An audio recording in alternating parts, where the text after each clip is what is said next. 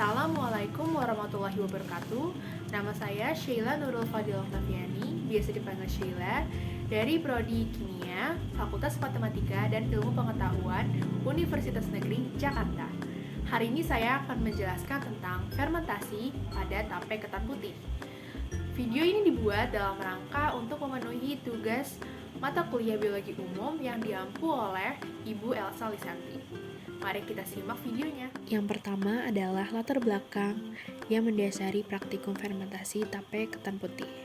Fermentasi merupakan proses produksi energi oleh sel pada kondisi anaerob atau tanpa melibatkan oksigen.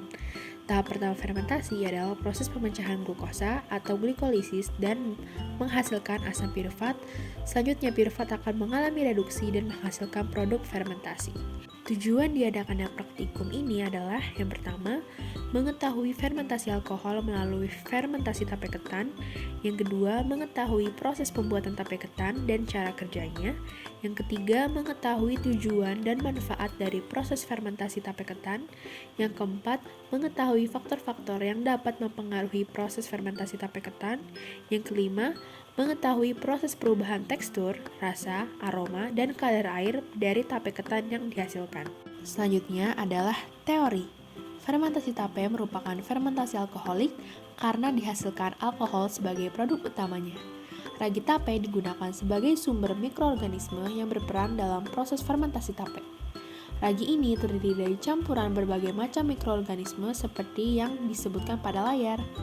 Mikroorganisme dari kelompok kapang akan menghasilkan enzim amilolitik yang mendegradasi amilum pada ketan menjadi gula yang lebih sederhana atau disakarida dan monosakarida. Dengan persamaan kimia, glukosa C6H12O6 menjadi 2 etanol C2H5OH ditambah 2 karbon dioksida CO2 ditambah 2 ATP atau energi.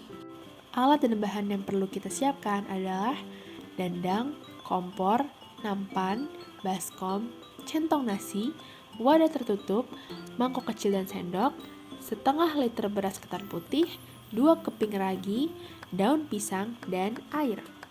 Selanjutnya ada cara kerja yang mana akan saya jelaskan melalui video. Yang pertama, beras ketan kita cuci hingga bersih dan rendam selama 1 hari penuh. Tujuan dari perendaman adalah membuat nasi ketan lebih empuk dan pulen. Setelah direndam selama 1 hari, beras ketan dicuci hingga bersih, kemudian dikukus selama 15 menit. Setelah dikukus selama 15 menit, maka akan didapatkan nasi ketan yang hampir matang. Nasi ketan ini dipindahkan ke dalam baskom bersih, kemudian disiram dengan air panas sedikit demi sedikit. Tujuannya adalah menjaga ketan tetap lembab dan tidak keras. Selanjutnya dikukus selama 20 menit. Berikut nasi ketan yang sudah sepenuhnya matang.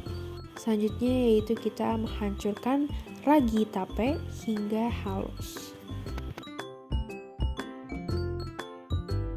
Ketika ketan sudah dingin, taburi ketan dengan ragi secukupnya dan aduk hingga rata.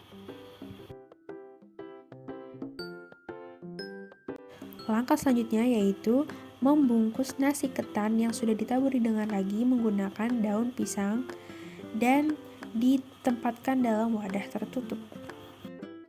Untuk mencegah kegagalan pada praktikum fermentasi tape, kita bisa mengakali dengan cara menempatkan tape ketan ke dalam 3 wadah yang berbeda.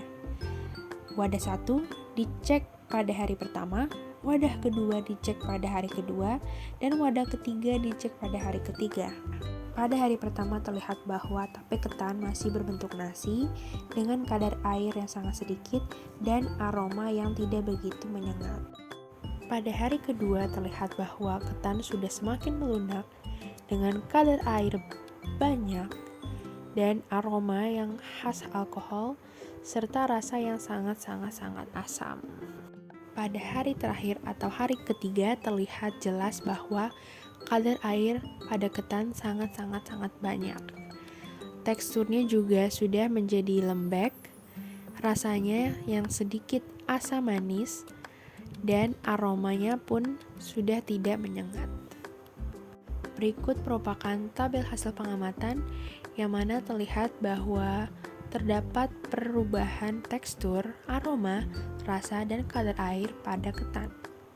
Waktu pengamatan dilakukan selama 3 hari dikarenakan merupakan waktu yang optimum untuk fermentasi pada tape. Apabila lebih dari 3 hari, maka kadar alkohol akan semakin tinggi dan akan menuju masa pembusukan. Kemudian, apabila pengamatan kurang dari 3 hari, maka tape belum sepenuhnya terbentuk. Rasa manis pada tape ditimbulkan dari glukosa yang dipecah dari karbohidrat oleh mikroorganisme. Rasa asam ditimbulkan dari proses perubahan karbohidrat menjadi etanol atau etil alkohol. Munculnya kandungan alkohol akan memicu bakteri asam asetat. Beberapa mikroorganisme yang berperan penting dalam fermentasi tape yaitu Amylomyces ruxi bekerja untuk mengubah kandungan amylopektin atau pati menjadi glukosa. Saccharomyces cerevisiae bekerja untuk mengubah kandungan glukosa menjadi alkohol dan karbon dioksida. Serta yang terakhir yaitu Acetobacter bekerja untuk mengubah kandungan etanol menjadi air dan asam cuka. Kesimpulan yang bisa kita ambil dari praktikum kali ini adalah untuk mendapat hasil yang maksimal, waktu pemeraman tape tidak boleh terlalu sebentar atau terlalu lama.